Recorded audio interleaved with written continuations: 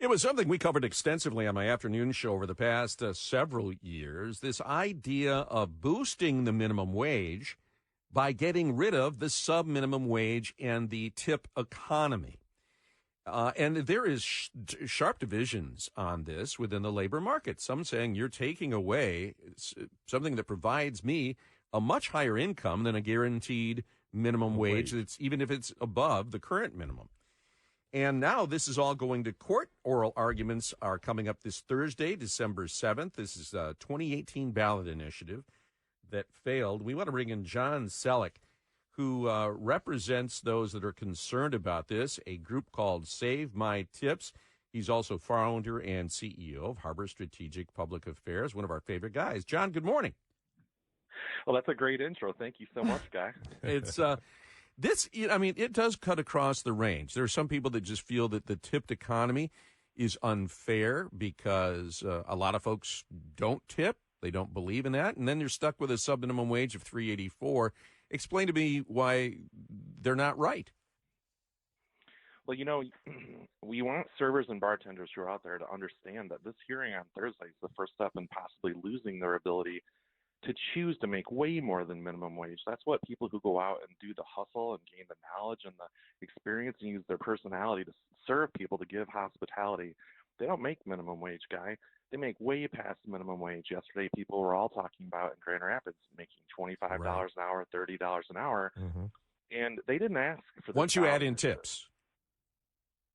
Well, that's right, but that's why they choose to do this job. And they point out it's a unique kind of job. Not everybody wants to do this job. And they said if they wanted to make minimum wage, they'd be a cashier at Target or something like that. But they can't get by on that amount. They don't want to make minimum wage because it's not enough. And really, they're the experts. They're the ones that deal with customers day in and day out. They don't feel that you can raise the minimum wage for them up to the normal minimum wage without breaking that agreement with consumers, with diners, that allow them to get those tips. They universally believe the tips will disappear, or at least greatly diminish, if the minimum wage is brought up. And they didn't ask for this ballot initiative, and they certainly didn't, choose to be involved in this lawsuit. But Thursday potentially marks a turning point because this group of people have won in court, in the Court of Appeals. So the system was kept in place, but now the Supreme Court decided to hear this out. And so on Thursday, we'll hear from a number of attorneys on all sides, and we'll get a hint at where the justices stand on the issue by their questions. John, there are waiters and waitresses who say, listen, if we have this wage deal, then you're going to have less employees and servers will have more tables because maybe their boss can't afford to pay that many servers that wage. And so then you end up getting worse service because you're juggling a bigger section and it's just a big mess for them. Oh, yeah. And you hear the people when they talk about this, they're there to work. They're there to hustle. They understand how this works, and they agree that a lot of restaurants, thousands of them, are basically mom and pop family operations that if they had to face a 200 or 300% wage increase tomorrow, especially a wage increase that reduces essentially wages for these workers because they won't get the tips they used to get, they're just going to go out of business. The Restaurants and Lodging Association of Michigan did a survey last year of restaurant operators, and they predicted that at least 1 in 6 of Michigan restaurants will just simply disappear, and that's 40,000 jobs. And these servers and bartenders who will be speaking in Lansing will speak to this. They're going to say not only would our tips go away, but essentially our jobs will, because that money's got to have to come from somewhere. What it means is they're consumers who, in polls, show that they don't want to be forced to pay service charges. They don't want to pay even higher prices than inflation is causing for food, and they certainly don't want to go to a restaurant where they're not getting the kind of service and interaction that they're used to now. It would just be a disaster for the industry. And like we said, while the ballot initiative ostensibly was about raising the minimum wage for those other kinds of jobs, they tucked this in there, and it really is going to have a devastating effect if it goes into effect. John, the original ballot proposal got more than 280,000 valid signatures, and then there's this other proposal possibly in 2024 that got 610 signatures. It seems like there's a want for this from several thousand people. Well, I think the way that the petition signatures are sold on the ground, besides, just getting harassed at the county fair, at the grocery store, is just say, don't you think the minimum wage should go up? And that's not what's going on here. Tipped workers don't work on the minimum wage, and we certainly didn't have any of these servers and bartenders like we had yesterday.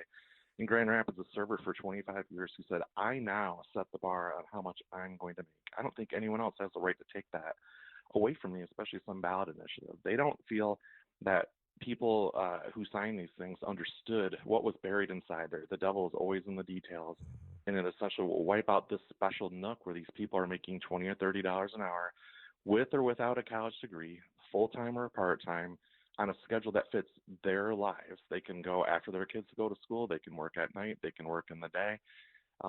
This is not what was on the label, per se, on the outside of the bottle. When people signed this thing, they were signing about probably the minimum wage as a whole, but we didn't have a discussion about this.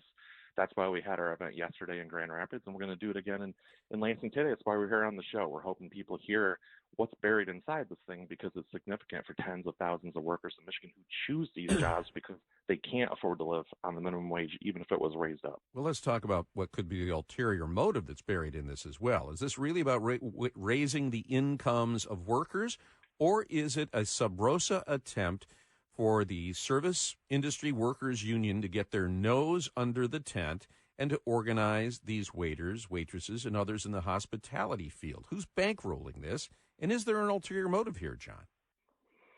Well, that's right, and there's no secret, at least as far as we're concerned. We know about it. I don't know that the public knows, but the two ballot drives from 2018, and again, when they attempted and kind of screwed up, currently they're trying to get onto the 24 ballot. They're not funded in Michigan. They're funded from outside of Michigan. They're funded by outside groups that are funded by the unions. You're correct about that.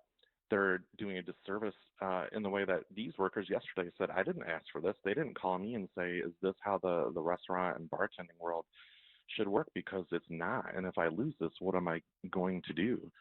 And that's why we're asking people out there right now, if you're listening, if you go to Save MI Tips, Save My Tips, but MI like Michigan in the middle.com, you can write a letter to your legislator. You can record a selfie video explaining, how your world works.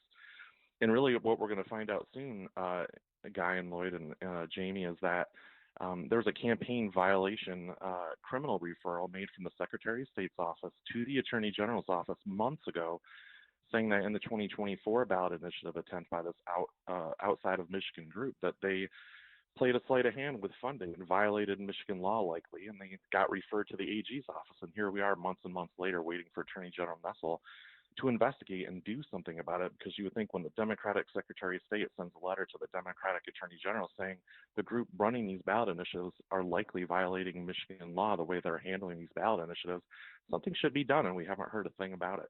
Yeah, and credit to her for taking the initiative on this and playing fairly.